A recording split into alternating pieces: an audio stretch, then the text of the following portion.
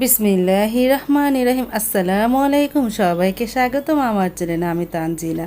এখন বাজে প্রায় 6:30। আমার ছেলের সব বন্ধু বাসায় এসে পড়েছে সকাল সকালে। ওরা একসাথে বসে আর্জেন্টিনা বনাম ব্রাজিলের খেলা দেখতেছে। আজ তো ফাইনাল খেলা, সবাই মিলে খুব আনন্দ করে খেলা দেখলো। তারপর তো আমরা আজ তাড়াতাড়ি ঘুম ভেঙে গেছে, কারণ ওরা খেলা দেখতেছে, চিল্লাচিল্লি হচ্ছে, নিচে আওয়াজ আসে। তারপরে ঘুম ভেঙে যাওয়ার পর তারপর মনে করলাম একটু হাঁটতে বের হই। সারামণি আর বাবার কান্দে উঠেছে, বাবা আমাকে কান্দে করে নিয়ে যাও। তারপরে হাঁটতে হাঁটতে স্কুলে গেলাম। আমাদের বাড়ির সামনে যে আইডিয়াল স্কুল আর প্রাইমারি স্কুল আছে, সেই স্কুলের সামনে আসলাম। এই যে কত বড় মাঠ!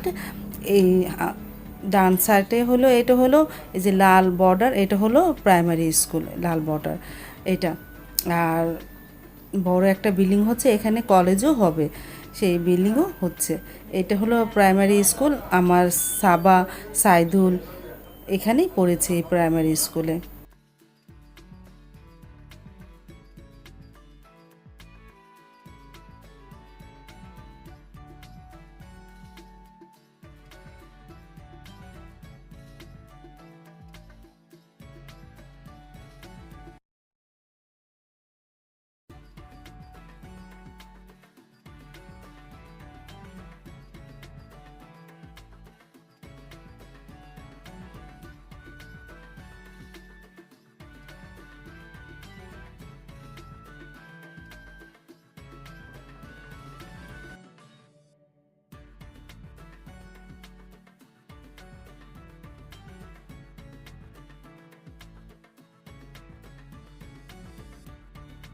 তারপর তো চলে আসলাম বাসায়। বাসায় আসার পর নাস্তাটা তৈরি করে ফেললাম।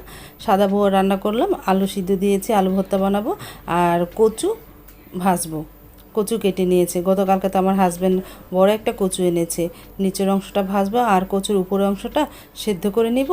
আজ রান্না করব না, আগামীকাল রান্না করব।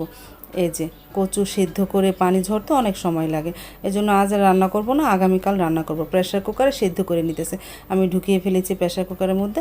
আলু ভর্তা বানিয়ে ফেলেছি, এখন কচু ভেজে নেব। এই যে কচুগুলো ভেজে নিতেছি। আমার হাজব্যান্ড কচু ভাজা খেতে চাচ্ছে, বলতেছে কচুটা ভাজো, সাদা বউয়ের সাথে খাবো না।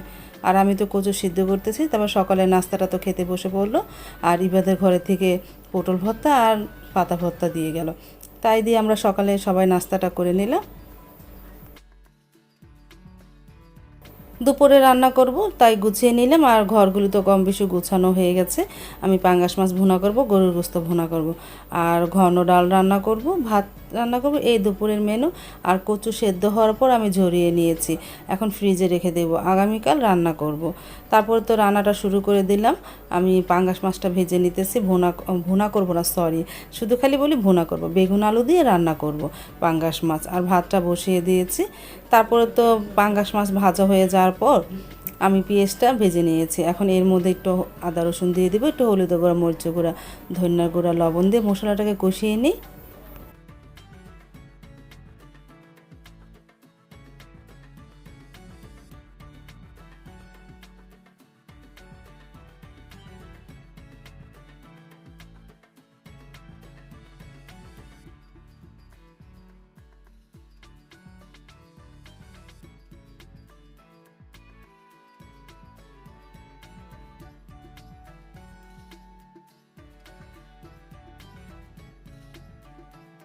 মশলা তো ভালোভাবে কষিয়ে নিয়েছে, এখন এর মধ্যে বেগুন ও আলু দিয়ে কিছুক্ষণ মশলার সাথে কষিয়ে নেব, বেগুন আলুটা।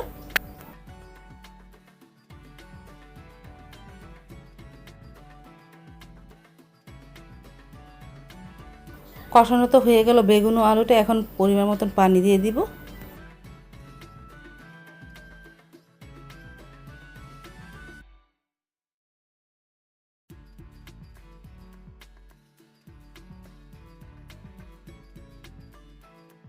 তারপর তরকারিটা বলক এসে গেল, এখন এর মধ্যে আমি একটু শাক দিয়ে দেবো, শাক দিয়ে ভালোভাবে নাড়াচাড়া করে তারপর ভাজা মাছটা দিয়ে দিব। তারপর আস্তে আস্তে রান্না করে ফেলবো বেগুনের তরকারি পাঙ্গাস মাছ দিয়ে।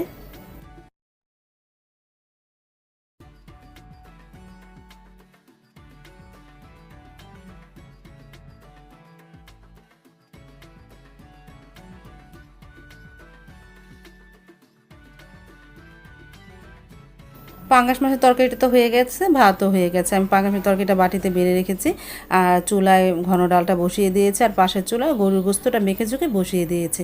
এখন দুইটা তরকারি আস্তে আস্তে হতে থাকুক, আর আমি মিজানদার ঘরে একটু তরকারি দিয়ে আসি, বাটিতে বেড়ে ফেলি।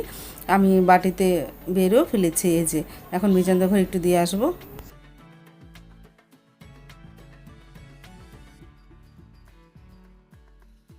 তারপর তো আমার দুপুরে রান্না হয়ে গেল, আমি গরুর গোস্ত ভুনা করলাম, তারপরে ঘন ডাল রান্না করেছি, বেগুন আলু দিয়ে পাঙ্গাস মাছ ভুনা করেছি, ভাত তো আছেই।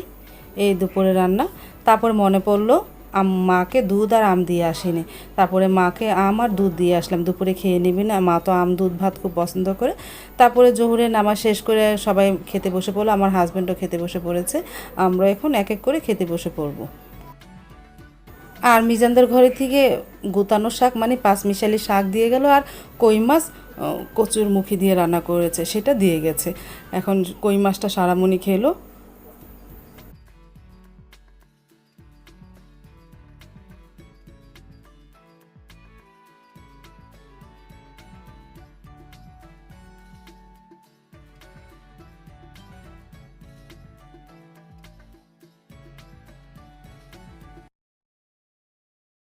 তারপর তো বিকেলে হাঁটতে বের হয়েছিলাম, হেঁটে এসে তারপর সন্ধ্যার পর নুডলস রান্না করতে আসলাম। স্যুপ নুডলস, একটু গোস্ত দিয়ে স্যুপ নুডলস রান্না করতেছি।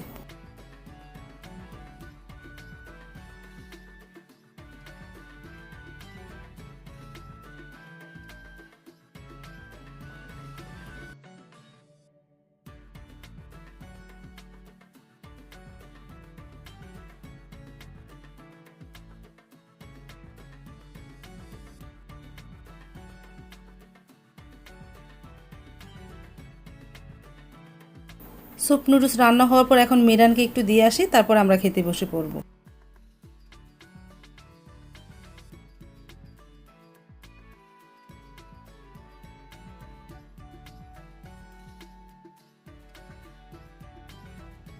এই যে আমরা স্যুপ নুডলস খেতে বসে পড়লাম, সারামণি, আমি আর সাবা, সাইদুল খাবে না। তারপরে সারামণি এখন তুই বসে নেয়, আমি খেতে বসে পড়লাম।